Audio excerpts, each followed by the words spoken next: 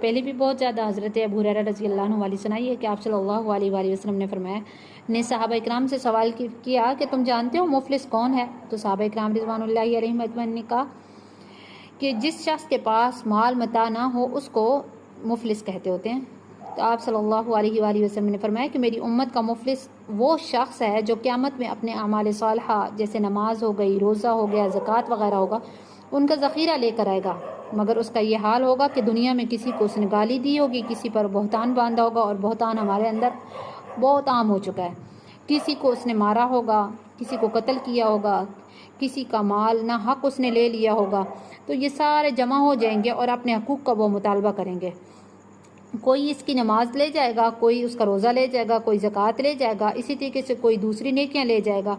اور جب نیکیاں بھی ختم ہو جائیں گی تو اب جو مظلوموں کے گناہ ہیں اس ظالم پر ڈال کر بدلہ چکایا جائے گا، جس کا انجام پھر یہ ہوگا کہ بھائی یہ شخص جہنم میں ڈال دیا جائے گا۔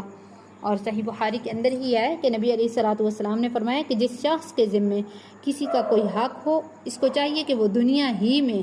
اس کو معاف کروا دے یا ادا کر دے، ٹھیک ہے، پہلا آپشن ہے ادا کریں یا معاف کروا دیں، ورنہ قیامت کے دن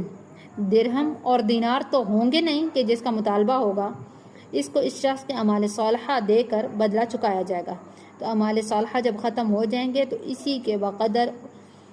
مظلوم کا جو گناہ ہوگا اس کے اوپر ڈال دیا جائے گا۔ اور حضرت عبداللہ بن عباس رضی اللہ عنہ اور جتنے دوسرے ائمہ تفسیر ہیں انہوں نے قیامت کو اس لیے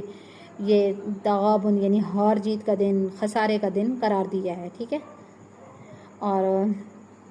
یہ جو خسارے کا احساس ہے صرف کافر، فاجر، جو بدبخت لوگ ہیں ان کے لیے نہیں ہوگا، بلکہ جو نیک مومنین ہوں گے ان کو بھی اسی طریقے سے ہوگا کہ کاش ہم اور زیادہ عمل کرتے تاکہ جنت کے مزید درجات حاصل کر لیتے، ہمارا اور اونچا درجہ ہوتا۔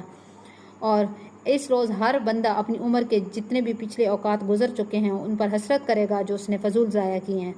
اس لیے تو حدیث مبارکہ میں ہے کہ جو شخص کسی مجلس میں بیٹھا، من جلس مجلسا لم یذکر اللہ فیہ،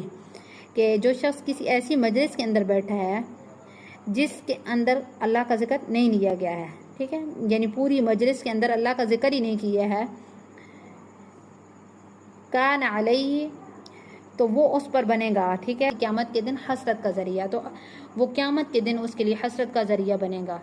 تو جو شخص کسی مجلس کے اندر بیٹھا ہے اور پوری مجلس کے اندر ایسی گپ شپ ہوتی رہی ہے، اللہ تعالیٰ اور اللہ کے رسول کی کوئی بات نہیں ہے، ذکر شکر نہیں ہوا ہے، تو وہ دن اس کے لیے حسرت کا بنے گا۔